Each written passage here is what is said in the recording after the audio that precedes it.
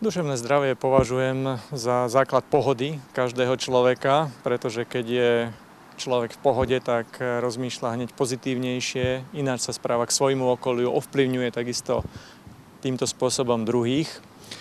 Starostlivosť o duševné zdravie považujem za veľmi dôležitú, pretože ak je niekto tým postihnutý, tak je to choroba, ktorú nevidieť tak ako nejaké vonkajšie zranenie, ale je to vec dôležitá, o ktorú sa musíme starať. Preto považujem za chválihodnú aktivitu Ligy pre duševné zdravie, ktorá zvýrazňuje tieto aktivity a pomáha ľuďom prekonať ich ťažkosti.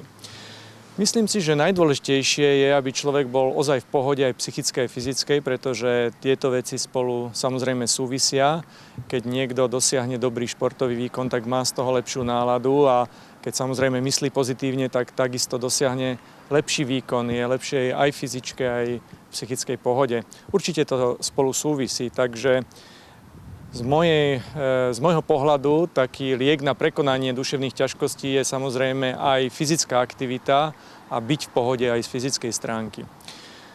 Za druhý takýto liek na prekonávanie psychických ťažkostí považujem komunikáciu s ľuďmi, pretože keď človek komunikuje, podelí sa o to, čo ho trápi, prípadne o to, čo má rád, tak samozrejme mu to dodáva nové energie, ktoré môže potom v budúcnosti využiť. Takže každý, kto je v kolektíve, kto viac komunikuje s ľuďmi, myslím si, že má väčšiu šancu prekonať psychické ťažkosti, ak také má.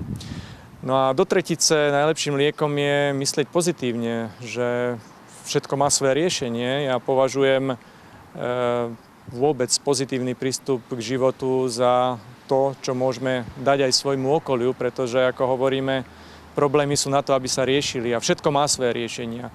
Keď sa budeme pozerať do budúcnosti optimisticky s tým, že všetko sa dá vyriešiť, tak verím, že tým v dobrom slova zmysle nakazíme aj ostatných okolo seba.